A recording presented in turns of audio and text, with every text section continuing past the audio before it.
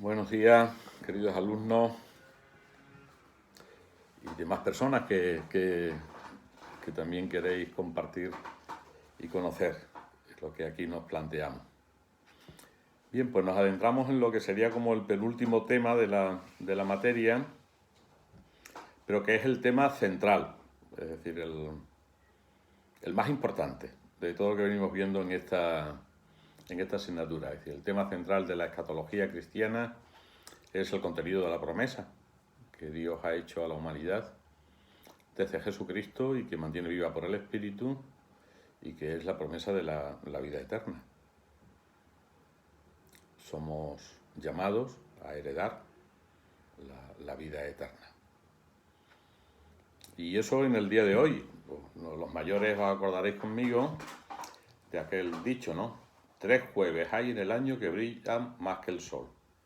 Jueves Santo, Corpus Christi y el día de la Ascensión. Pues hoy, en este jueves de la sexta semana, sería el día de la Ascensión, donde en algunos sitios se celebra hoy. Nosotros lo celebraremos el domingo. Pues qué día, ¿no? Y qué marco mejor, litúrgico, para adentrarnos en el tema de la vida eterna, ¿no? La ascensión de nuestro Señor Jesucristo es primicia de lo que nosotros esperamos, que es ser asuntos al cielo en Él, ¿no? Ascender con Él. Entonces, ¿qué esperamos los cristianos, ¿no? ¿Y dónde encontramos nosotros el horizonte de nuestra vida, el sentido de nuestra vida, ¿no? Se nos habla de un nuevo marco, la resurrección universal, la nueva creación, venimos hablando de todo esto, dice, bueno, pero ¿qué es lo que va a ocurrir? ¿Cómo vamos a vivir? ¿Qué? O sería decir, bueno, pues cuando nosotros nos encontremos con Cristo resucitado y vivamos en Él, ¿qué bienes nos van a llegar de Cristo, ¿no? Siempre en la tradición cristiana se ha asumido la vivencia de los primeros cristianos y el contenido de su esperanza cristiana, ¿no? Y siempre se ha proclamado que nosotros resucitaremos para la vida eterna, para la vida. ¿Qué queremos decir nosotros cuando decimos vida eterna? Este tema que es el central del pensamiento cristiano y de la vida cristiana y de la esperanza cristiana. Acerquémonos. Lo primero que hacemos es ir a la Sagrada Escritura. Allí ya descubríamos, recordáis al comienzo de la materia, el concepto vida. No era lo mismo que el concepto existencia. Veíamos cómo toda la historia se había ido desplegando como un proceso en el que continuamente Dios, siempre fiel, va haciendo promesas. Promesas que se van cumpliendo. Pero que a cada cumplimiento de promesa se abre una nueva promesa, se renueva la esperanza, se profundiza y se agranda. Se van consiguiendo objetos intramundanos, sencillos. Pueblo, libertad, tierra, descendencia. Elementos inmanentes de la historia y del pueblo. Pero siempre de fondo se presentan todas esas donaciones, todos esos cumplimientos muy abiertos. Detrás de esas promesas y esos cumplimientos está la trascendencia. Y esos elementos, que a veces son materiales, que a veces son de pura vida, de pura encarnación, apuntan y abren a una nueva esperanza. ¿Os acordáis de los futuros relativos y el futuro absoluto? De las esperas y las esperanzas. Pues sí, en esa historia de la salvación siempre se ha ido abriendo el cumplimiento de la promesa a un cumplimiento más profundo de vida y de esperanza. Desde ahí se han ido viendo elementos fundantes del deseo de la humanidad que está más allá de lo temporal o de lo puramente material o posesivo. La vida como comunión. Tener a Dios, estar con Dios, vivir en comunión con Él, ver a Dios. Se espera Él será el premio, Él será la recompensa, porque nos ha creado para la vida. Ese pensamiento bíblico es profundo y permanente. Dios no crea la muerte. Sabiduría 1:13. No. Y todo lo que ha creado, lo ha creado porque lo ama. Y lo ama, y porque lo ama, le da la vida. Porque Dios es el que ama la vida, no el que crea la muerte.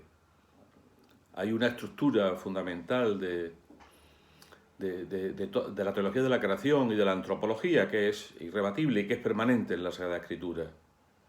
Dios crea por amor. Y el amor siempre quiere la vida de lo creado. En Dios, el arjé, el principio de la creación, el hágase y se hizo y lo hizo a su imagen, es por puro amor. Pero el horizonte último de toda esa creación está también fundamentado en el mismo amor, el telos, la teleología, el final de todo lo creado, está también en la dirección de la vida. Eso, el Antiguo Testamento ha mantenido, en medio de pecados, de idas y venidas, de momentos de crisis, de exilio, siempre Dios ha permanecido fiel con la oferta de la vida sobre la muerte. Y cuando llega el Nuevo Testamento se revela el contenido encarnado, vivo y esperanzado de esa promesa y de esa vida. En Cristo se nos revela qué es la vida eterna. ¿Cuáles son las claves de comprensión para la vida eterna? Y lo son desde el propio Jesús, ¿no? Por eso nos acercamos a la predicación de Jesús buscando respuesta a esa pregunta. Maestro, ¿y qué es la vida eterna? Jesús ha hablado de un futuro, ha hablado del reino de Dios y ha hablado de la plenitud de ese reino, ha hablado del paraíso, del cielo, de la gloria, de la visión de Dios. Lo ha hecho desde las realidades temporales, desde experiencias sencillas de satisfacción o de plenitud, desde la propia vida. Recordemos las figuras. El reino de Dios se parece, ¿no?, a un mercader que encuentra, ¿no?, de perlas y encuentra la perla más preciosa, ¿no?, que va por el campo y encuentra un tesoro, o que siembra y aquello da muchísimo fruto, o siempre desde figuras que planifican, que sobrepasan. Desde ahí se entiende que el gozo supremo del ser humano y lo que realmente ansía y se le puede dar sería pues llegar al gozo supremo de la vida. ¿Cómo llegar al gozo supremo de la vida? ¿Dónde se da, ¿no?, esa vida de gracia y de plenitud? Pues será la vida donde haya gratuidad, donde haya gozo, donde haya esperanza. Y así se define, y así habrá más alegría en el cielo, habrá, ¿no?, gratis la habéis recibido, el que da su vida, no tengáis miedo, ¿no? Hay dos figuras fundamentales para hablar del reino como plenitud y como vida eterna.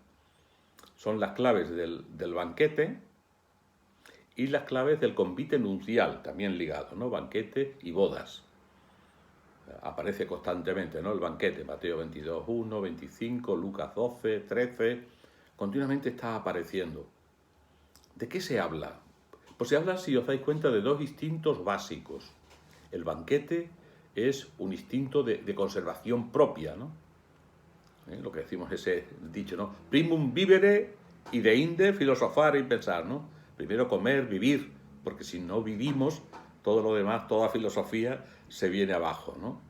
Y por otra parte, el convite nupcial es el amor que perdura y que recrea a la propia especie y la conserva. Y tiene un sentido comunitario. Es decir, ahí hay dos elementos que son vitales, ¿no? La vida para mí mismo, la vida para regenerarla y darla a los demás. Y el reino se compara, ¿no?, con un banquete de plenitud, de gozo, de realización y con un banquete de bodas, ¿no?, del amor, de la permanencia, de donde se genera la vida, ¿no? Otro elemento que está también muy marcado en la predicación de Jesús con respecto al reino de Dios, la vida eterna, es el carácter comunitario de esa vida eterna. Es decir, el horizonte de los prójimos. Por eso en el Nuevo Testamento se marca mucho, ¿no? Lo de ciudad celestial, Nueva Jerusalén. Se habla siempre en plural. El sujeto de la vida eterna es la humanidad, es la comunidad. Bien, pues esto que se da así, de este modo amplio y general en la predicación de Jesús, ¿no? Con estas características de plenitud, de gozo, de comunidad, de supervivencia, de bodas, de amor, después se condensa en el concepto vida eterna, fundamentalmente en el evangelista Juan. Ahí, si escuchamos, por ejemplo, Juan 3:36, dice, el que cree tiene ya la vida eterna. En Juan, vida eterna son equivalentes. Las claves que en Juannea son Cristo en comunión con el Padre, tiene la vida, Él es la vida, Él puede dar la vida y ha venido para dar la vida al mundo. 3:16. Pero ¿cuál es la vida que trae Jesús? ¿En qué consiste esa vida? Juan 17:3 nos dirá que la vida eterna consiste en conocer a Dios y a su enviado, Jesucristo. El conocimiento de Dios. Ya los profetas hablaban del conocimiento de Yahvé. Como el día de la plenitud, todo el monte santo estará lleno del conocimiento de Yahvé. Nada más lejos en Juan que una concepción teórica o abstracta del conocimiento de Dios. La realidad del conocimiento de Dios en la Sagrada Escritura se trata de comunión vital, de relación profunda y experiencial. Se revela el conocimiento en la comunión de vida. Entrar en la vida eterna es introducirse en la comunión con Dios, en la vida trinitaria. El texto de 1 Juan 1:3. Ahora nos llamamos y somos hijos de Dios. Aún no se ha manifestado lo que seremos. Sabemos que cuando se manifieste seremos semejantes a Él, porque le veremos tal cual es. La plenitud del hombre es adentrarse en la comunión trinitaria de Dios por Jesucristo. Entrar en el amor pleno, ser divinos. Pablo también utilizará la categoría vida. La utiliza siempre unida a la acción del Espíritu del resucitado en nosotros. Él es el que nos da la vida. Para Pablo, la vida eterna es la participación en Cristo resucitado. Desde ahí entiende que los cristianos, Timoteo 3:7, ¿no?, somos herederos en esperanza de la vida eterna. Nuestra herencia es la vida eterna. Por lo tanto, aquí tenemos un primer concepto que aparece en la Sagrada Escritura, que es el concepto vida eterna como comunión y experiencia fundante en el amor de Dios, que nos lleva al conocimiento perfecto, donde conocemos como somos conocidos por Dios. Y somos conocidos en el amor absoluto del Dios que se nos ha manifestado en Jesucristo. Nos reconocemos amados absolutamente hasta la muerte. Y según nos reconocemos amados, conocemos el amor de Dios y nos adentramos en Él. Y ahí está la vida. Y eso es eterno. Eso se ha realizado de una vez para siempre. Junto a este concepto de vida eterna, como estamos viendo aquí, dice, bueno, pero eso es, le veremos tal cual es, porque seremos semejantes a Él. Ver a Dios, la visión de Dios. Otra clave fundamental de la escatología cristiana que está asociada a la vida eterna. El conocimiento de Dios y su enviado Jesucristo se da por la visión de Dios. Mateo 5:8. Dichosos los limpios de corazón, porque ellos verán a Dios. Ver a Dios es el deseo más profundo de lo humano en toda la Sagrada Escritura y en la historia de la salvación. Moisés, que con temor mira el rostro de Dios, le pide que lo deje ver su gloria, verlo, desde lo humano. Y así aparece continuamente en el Antiguo Testamento el deseo. Tu rostro buscaré, Señor, no me esconda tu rostro. Tu rostro está sobre mí, tú. Continuamente. Jesús hace referencia al Antiguo Testamento y al dicho de querer ver el rostro de Dios, de poder ver a Dios, que veremos a Dios, y lo promete, ¿no? Juan también nos vuelve a hablar de esa visión como comunión interpersonal, ver a Dios entrar en esa comunión suya, ver desde el amor. Claro, ver a Dios supone entrar en la plenitud de su realidad. Es como ver al rey. ¿Quiénes son los que ven al rey? Los que conviven en la corte. Su familia, los que están a su lado, los que se sienten en su mesa, los que reflexionan con él, los que ríen con él, los que se preocupan con él. Pero eso solo tienen acceso muy pocos. Porque es formar parte de su familia. Claro, cuando se habla de la visión de Dios, se está refiriendo a ese elemento, ¿no? De formar parte de su intimidad, de entrar en su casa, en la intimidad total de Él y vivir como uno de su familia. Esa visión de Dios, ¿no? Pablo hablará en 1 Corintios 13, 8 al 13, va haciendo, ¿no?, entre contraposiciones, y dice que le veremos cara a cara, es decir, conoceremos como somos conocidos, y pasaremos de un conocimiento relativo y mediatizado, como en un espejo, ahora vemos como en un espejo deformado, un conocimiento mediatizado, una realidad que nos desvela, pero al mismo tiempo vela, ¿no?, ese rostro de Dios en este momento en que nosotros vivimos. Y Pablo dice, no, vamos hacia la plenitud, donde veremos al Señor cara a cara, desvelado totalmente.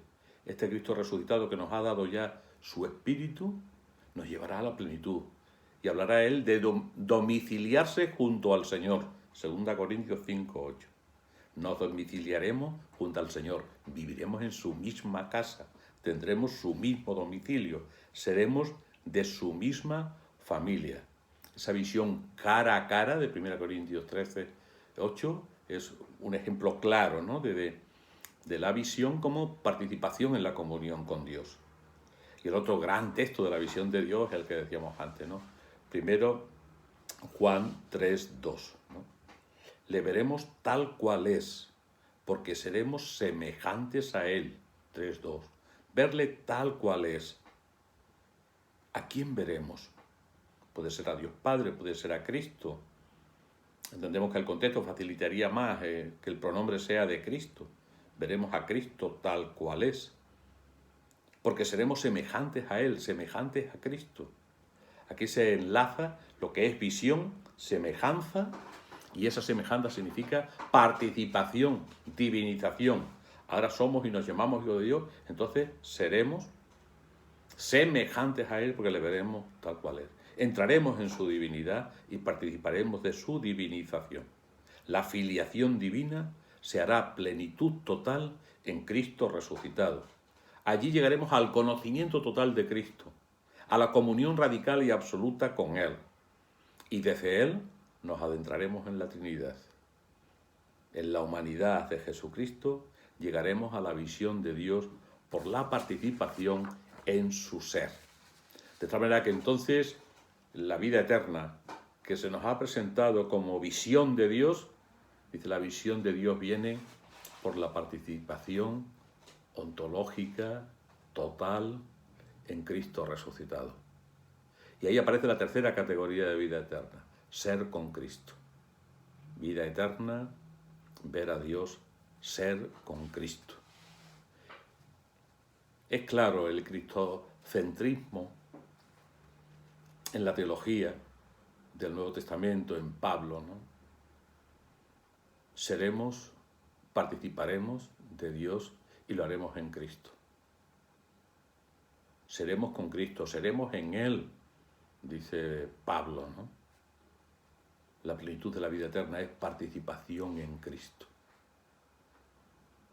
Desde ahí se entiende, ¿no? Siempre estamos llamados a un encuentro radical con Él, invitado a las bodas, a las bodas nupciales del Hijo del Rey, el esposo de las vírgenes. Incluso un texto significativo y simbólico, ¿no? Cuando en Lucas, en el paraíso, Lucas 23, 42, perdón, Lucas en el Calvario, ese diálogo con el buen ladrón. Acuérdate de mí cuando estés en tu reino. La respuesta de Jesús no es temporal, es comunional. Hoy estarás conmigo en el paraíso. Nos dicen los exégetas que ese conmigo, meta emou, no es simplemente la preposición griega con, yo voy contigo a tu lado. No, meta es en lo profundo de ti mismo. Hoy estarás en lo profundo de mí mismo, hoy serás conmigo, serás en mí, en la plenitud. Es decir, la plenitud del reino es ser en Cristo. Estarás conmigo, estar con Él, ser con Él. Ahí se trata de una vinculación y de comunión personal. La plenitud del reino de Dios es vinculación y comunión total con Cristo resucitado, con Cristo glorioso. De otra manera lo entienden así los primeros cristianos, ¿no? Que ya en los Hechos, en el capítulo 7, 54, 60, cuando se hace el primer martirio de Esteban, ¿no? Vemos cómo se hace una traducción cristológica del grito de Jesús en la cruz. Padre, en tus manos encomiendo mi espíritu. Y dirá Esteban, cuando está muriendo en el versículo 51, Señor Jesús, recibe mi espíritu. Poner nuestro espíritu en Jesús. Llegar con nuestro espíritu a ser en Cristo, en el mismo espíritu. Por eso Pablo siempre repetirá las categorías con Cristo y en Cristo. Ese texto de Filipenses 1:23. Deseo partir y ser con Cristo. Es decir, la plenitud de mi vida, el horizonte de mayor gloria y de mayor gozo, no puede ser otro sino estar con Jesucristo, ¿no? En los propios escritos joánicos,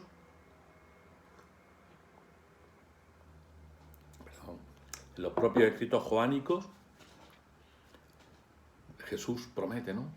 Voy a preparar un sitio, ¿no? Vendréis conmigo, estaréis conmigo. Donde esté yo, estaréis vosotros, ¿no? Por lo tanto, vemos que al final esa visión de vida eterna, esa visión de Dios, llega a centrarse y fundamentarse en el acontecimiento Cristo. Hay un acento cristológico de la plenitud escatológica. La plenitud escatológica se da en Cristo. Por Cristo nosotros llegamos a la visión de Dios, a la vida eterna. Es en Cristo donde está nuestra definitividad. Será en Cristo donde lleguemos a la plenitud total. Bien, hasta aquí elementos bíblicos fundamentales que nos ayudan, ¿no?, a entrar en este tema tan central y tan de deseo y de aspiración cristiana. ¿Qué nos dice la tradición y la fe eclesial? Es abundantísimo, claro, lo que los santos padres, ¿no?, y en la tradición de la Iglesia se ha tocado. Buscamos elementos sencillos y directos que nos ayuden a la reflexión teológica posterior. Es decir, de la doctrina de los padres. ¿Qué aspectos de la vida eterna, del reino de Dios, de los cielos, ¿no?, subrayan? Bueno, pues los santos padres subrayan el primer aspecto, el cielo como sociedad. No es una cosa individualizada. Tanto San Agustín, Gregorio Magno, Beda, Cipriano, tenéis ahí textos, hablan del cielo como sociedad. ¿No? Quien llega, quien vive, es una unidad transpersonal, no individual. Y esa unidad transpersonal es la Iglesia. Es la Iglesia la que camina, la que peregrina, la que llega a esa plenitud de participación en Cristo. es ahí donde llegamos a la plenitud, ¿no?, de la vida eterna. San Irineo subrayará mucho la visión de Dios como vida eterna, y entonces también es una clave teológico-patrística fuerte, la visión nos diviniza. Según entramos en la visión de Dios, quedamos divinizados, participando de su divinización. Y otro aspecto muy subrayado por los santos padres es la índole cristológica. Es en Cristo donde está esa plenitud celestial. San Ignacio de Antioquía escribe a Roma, ¿no?, en su carta a los cristianos de Roma, dice: no tengo otro objetivo que alcanzar a Jesucristo, ¿no?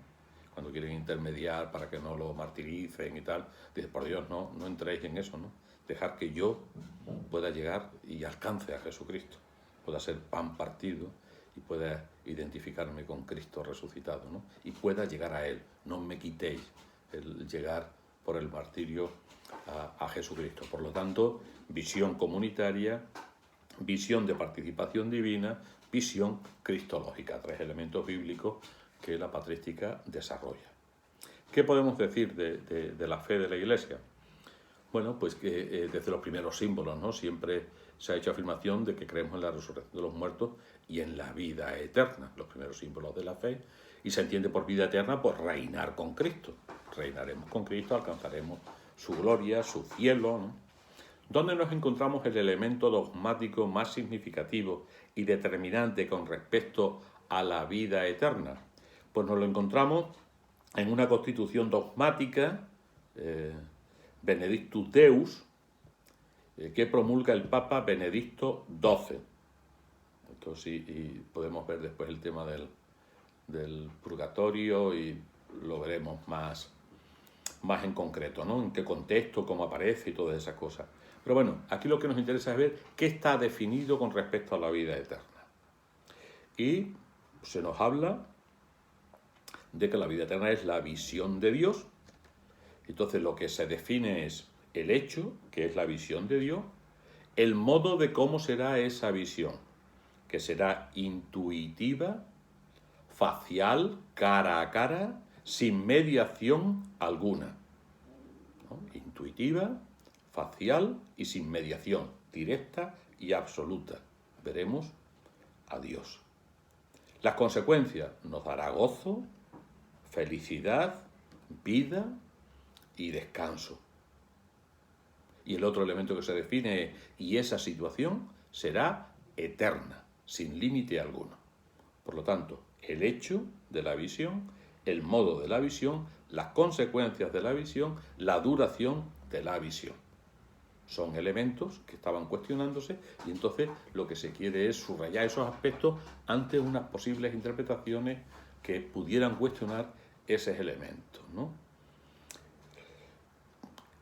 Es una definición que está hecha casum para lo que quiere responder, y entonces hay elementos bíblicos y patrísticos que nosotros decimos, pues ahí hay como deficiencia.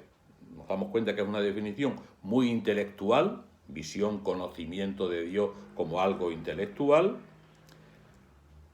que se hace una pequeña alusión, pero no se fundamenta ni se estructura cristológicamente esa definición. No se habla directamente de Cristo y la participación de Él, ¿no?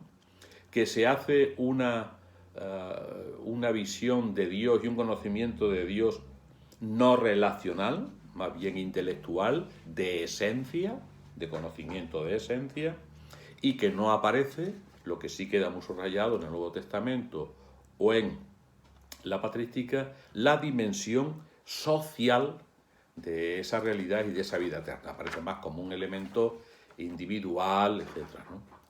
Después, bueno, hay una alusión nueva en el Concilio de Florencia a la vida eterna, pero que lo que hace es más bien repetir lo que dice esta Constitución y, bueno, pues referir un poco qué es el conocimiento de Dios uno y trino tal como es, ¿no? Tal como es. Más tarde, el Concilio Vaticano II asume la definición de Benedicto XII, pero la enriquece.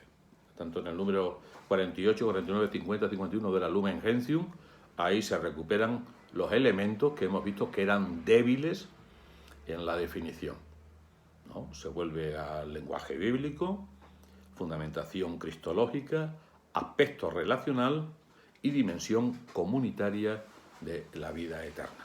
Si leemos esos números del 48 al 51, podremos ir subrayando textos bíblicos, alusiones de una visión de la vida eterna ya mucho más bíblica, cristológica, más también colectiva, humana y también incluso dimensión mundana. Bien, visto hasta aquí entonces el pensamiento de la Iglesia, reflexiones teológicas que pueden ser iluminadoras para nosotros, ¿no? Bien, pues nos pueden servir para reflexionar teológicamente las mismas claves que nos ha dado la Biblia o que nos han dado los santos padres. Hay tres conceptos fundamentales que son vida, el concepto vida, el concepto visión y el concepto divinización, ser con Cristo, ¿no? Cristológico, esos tres aspectos. ¿Qué podemos decir? Bueno, pues lo primero que cuando se habla de salvación y se dice que la salvación es la vida eterna, se está privilegiando una categoría.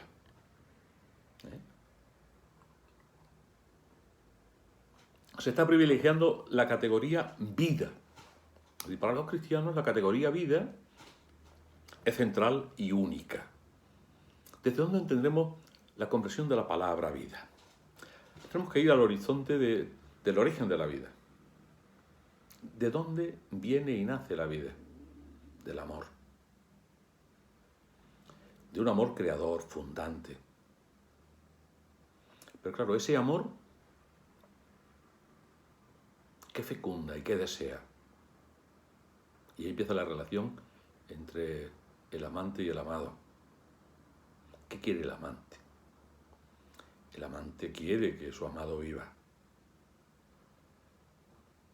Sí, por eso la sabiduría, ¿no? Habla de todo lo que existe, existe porque tú lo amas. Si tú no lo hubieras amado, no existiría. Y si no lo siguieras amando, no permanecería. Es el amor quien da la vida. Y es el amor quien quiere que lo creado y lo amado permanezca. Por eso, amar y vida eterna son una misma cosa. El hombre vive desde siempre con el deseo de ser y de vivir, de permanecer. Pero eso lo vive en medio de una contingencia total y absoluta. Es la mayor contradicción. Criatura, débil, limitado, y sin embargo, con sabor de absoluto, de ser querido absolutamente y de desear lo absoluto. El hombre que es contingente, débil y criatura, vive con el deseo permanente de ser validado absolutamente. Y ahí vive en una tensión que nada lo puede sacar de esa tensión si no es un amor absoluto y personal. Hay dos figuras ahí que son emblemáticas para nosotros los españoles de reflexión. Una sería Unamuno, ¿no? Y otra sería Tierno Galván. Los dos se enfrentan a este conflicto entre contingencia y validez absoluta. Uno en el sentimiento trágico de la vida, en la tensión personal, buscando cómo relacionarse con lo relativo, con su deseo de absoluto. ¿Por qué va a tener más razón mi cabeza que mi corazón? Mi razón me dice que todo está acabado. Mi corazón desea vivir eternamente. Unamuno. Dicen que se acercaba allí al pozo de los dominicos, ¿no? Y que le gustaba decir yo, para que el eco del fondo del pozo le repitiera yo, a alguien que le validara en que tenía identidad y que permanecería. Muy distinta es la postura de Tierno Galván, que invita a abrazarnos a lo relativo, desligándonos de lo absoluto. La conformidad con la finitud, la aceptación de la finitud como único horizonte. Realmente el hombre puede ser feliz en el abrazo de lo relativo, negándose el deseo de lo absoluto. O aquellos que hablan, ¿no?, de la vida eterna o del horizonte de plenitud del hombre en algo estructural y absoluto de toda la creación o de toda la humanidad. Ahí decimos, si no hay salvación para la realidad personal y concreta, si no hay sujeto concreto de esa salvación, ¿de quién predicamos la salvación? ¿Es real la salvación? La salvación solo será real si afecta personalmente y me valida a mí en la realidad del todo y en el nosotros. En este sentido, el primer concepto de salvación cristiana es la vida, el amor y la eternidad que promete el amor. Te amaré eternamente. No es una frase de locura, de un momento de éxtasis. Es el deseo profundo del ser humano, que aun siendo limitado y mortal, desea amar eternamente. Bien, esa vida creemos que está en el amor de Dios, en la comunión con Él, en la relación con Él. Y que esta vida es la condición de posibilidad de toda salvación. Si no hay vida, no puede haber salvación. La vida es el principio fundamental de la salvación. Entonces, llegar a la vivencia profunda de lo eterno en lo relativo. Claro, pues no se trata solo de un no morir, ilimitado. No nos llevaría eso a la plenitud, no nos aportaría, eso no nos aportaría nada a lo que realmente nosotros deseamos, ¿no? Dice aquí Ruiz de la Peña, citando a Giancarletti, dice: la postulación de una vida ilimitada, lejos de abolir el carácter dilemático de la condición humana, lo acentúa. Y habla aquí la cita, ¿no? De 100 millones de siglos más, incluso un tiempo infinito, no añadirán nada a una existencia informe, incolora e insípida. Una sucesión de ceros, por prolongada que sea, no dará jamás sino cero. Es decir, nosotros no aspiramos a una vida ilimitada en lo temporal, en el tiempo. Sería incluso condena, ¿no? Permanecer siempre en la limitación, en la debilidad. No, cuando deseamos vida, nosotros deseamos mutación ontológica. Deseamos no morir. Pero no morir es entrar en la dinámica de lo divino. Deseamos la plenitud del amor, la divinización. En lo que creemos los cristianos no es en una vida ilimitada, ni en un alma inmortal. Nosotros creemos en la victoria del amor sobre la muerte. La muerte ha sido vencida. Lo que nos expropia, lo que nos quita la libertad, lo que nos quita el amor, lo que nos impide la felicidad, ha sido vencido por el amor entregado. Por lo tanto, nosotros aspiramos a una vida que no es simplemente una prolongación temporal.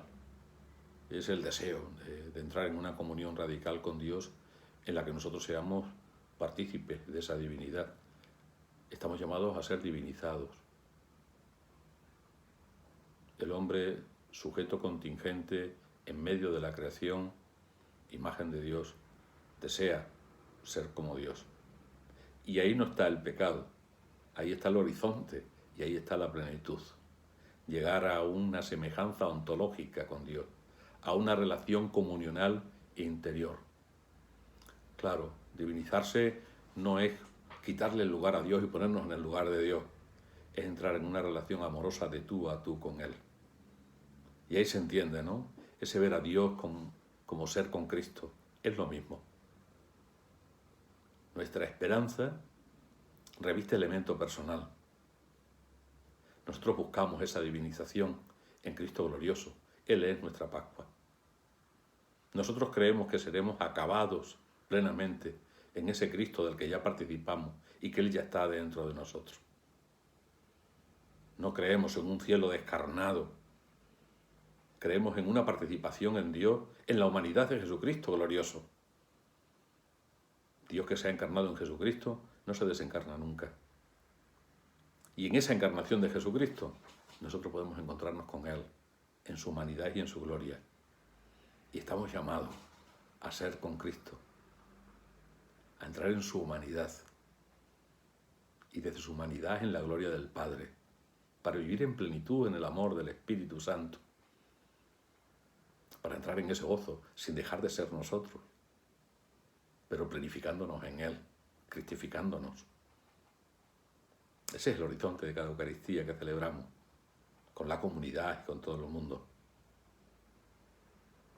Desde aquí entonces se plantea un tema, ¿no?, que en teología siempre se ha debatido, dice, pero bueno, ¿hacia dónde vamos, no? Esa vida eterna, entonces, ¿qué va a ser? Una visión de Dios cuando se mira intelectual, fijista, tal. Madre mía, ¿no? El chiste ese que dice la gente burdamente, ¿no?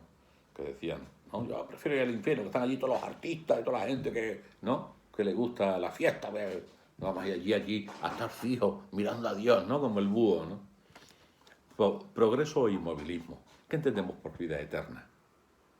Claro, si nosotros vemos el concepto de vida en el Antiguo Testamento, en el Nuevo Testamento, la relación de Jesús con el Padre, el reino que Él plantea, está claro, ¿no?, que la vida eterna tiene más un carácter procesual y progresivo que estático, fijista, inmovilista, esencialista o metafísico, no existencial, ¿no? Más bien es casi lo contrario, ¿no? Bíblicamente siempre se habla de lo dinámico, lo relacional, lo gozoso, la plenitud, ¿no?, la felicidad.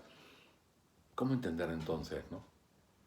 No se trata de algo fijo y estático, se trata de entrar en un dinamismo de amor, como dice el Ladislao Boro, donde todo instante será plenitud y toda plenitud será comienzo.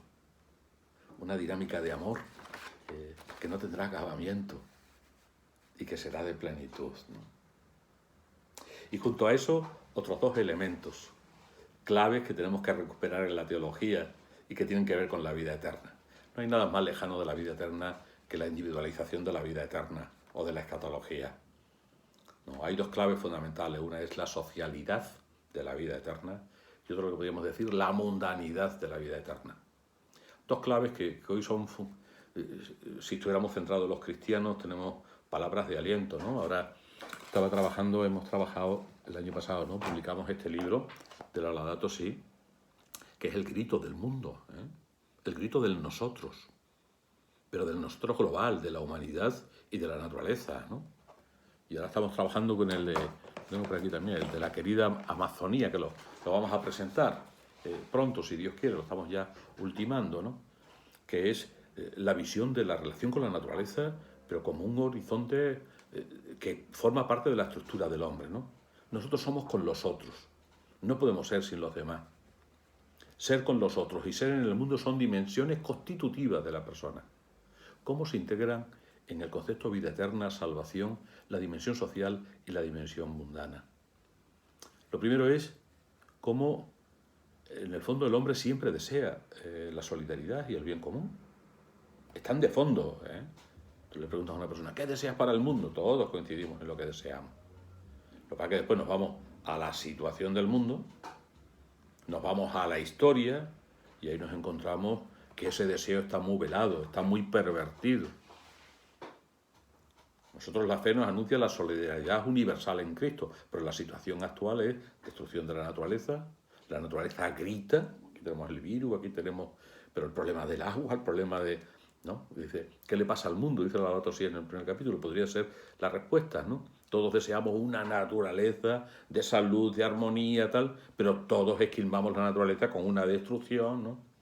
Todos deseamos la libertad, la igualdad, la fraternidad, la comunidad, pero después ponemos fronteras, ponemos vallas, ponemos...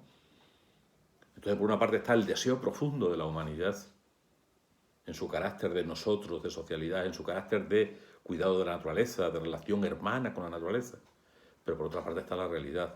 Vivimos en una contradicción fuertísima, ¿no? Porque estamos rompiendo los elementos más básicos de la plenitud y de la felicidad, que es la comunidad y que es el mundo que tenemos y que es nuestra casa. ¿Qué nos sugiere la teología y a qué nos llama? ¿No? ¿Y qué tenemos que responder teológicamente hoy como ciudadanos los creyentes cristianos? Nosotros tenemos dos claves. Una primera es la comunión de los santos. Nosotros vamos a ser en Cristo. Creemos en la fraternidad universal. Confiamos que se va a dar. Y eso tiene una exigencia profunda sobre nosotros. No podemos vivir con fronteras. No podemos obstaculizar la fraternidad. Para nosotros, todos somos hermanos de todos. Y estamos llamados a una fraternidad que se va a realizar. ¿Cuál es el papel de la Iglesia en esta historia? En toda esta historia y en este momento. Ser sacramento de esa esperanza que predicamos. La Iglesia no está llamada a otra cosa que a ser sacramento de fraternidad. La unión de los hombres con Dios y de los hombres entre sí, dirá Lumen Gentium 2. Ese es su ser y es su identidad. ¿Cómo generar fraternidad como anuncio de lo que esperamos frente a toda división, frente a toda injusticia, frente a toda desigualdad? Porque cuando creemos tenemos ya la vida eterna. Y cuando trabajamos por esa comunidad, ya estamos adentrándonos y preparando los materiales, decíamos, del reino de Dios. Pero lo mismo nos ocurre con el mundo. ¿Qué relación con la naturaleza? ¿Qué relación con el mundo? ¿Cómo pasar de una relación de mercado y de objeto a una relación que atisba una armonía y un paraíso de plenitud? Las claves del amor. Hoy nos relacionamos con la naturaleza desde la necesidad. Pero aun relacionándonos desde la necesidad, podemos hacerlo desde la perspectiva del dominio o lo podemos hacer desde la perspectiva de la armonía, de la fraternidad y del amor. ¿A qué aspiramos en la relación con el mundo? Bajo una relación amorosa, donde la clave sea la gratuidad. ¿Qué nos podría servir como referencia de cómo será nuestra relación con la naturaleza y con el mundo en la plenitud? Hay quien nos habla, dice, mirad el arte. En el arte se expresa la belleza, se expresa el amor y se expresa también la eternidad, el deseo de eternidad. Imaginemos un mundo, una relación con la naturaleza con esas claves, ¿no? Que esté hecha desde la belleza, desde la gratuidad, desde el servicio y la comunión. Seguro que a lo mejor nuestras necesidades se cubrirían con mucho más gozo e incluirían mucha más fraternidad. Nosotros creemos que hay una relación con la creación, con la naturaleza, que es de amor y que puede ser glorificada, que puede ser gratuita, que puede ser limpia.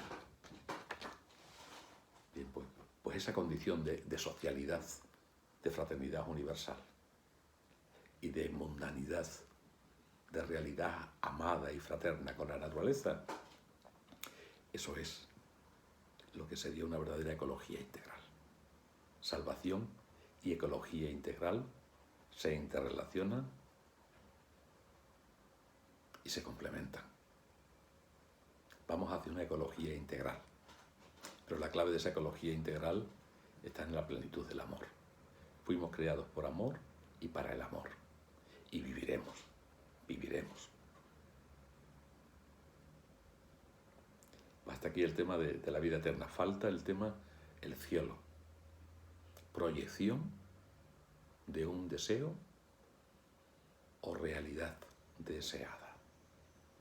Pero eso en lugar de teoría os lo daré en un vídeo de 2 minutos, con la ayuda de mi vecino, el de arriba. Feliz festividad de la Ascensión. Os deseo la vida eterna. Tenemos un destino que es regalado. Iba a decir, no lo merecemos.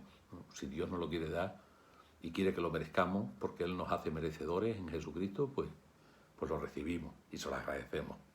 Pero nuestra vida tiene una esperanza. Ayúdanos, Señor, ¿no?, a creer y esperar en la vida eterna.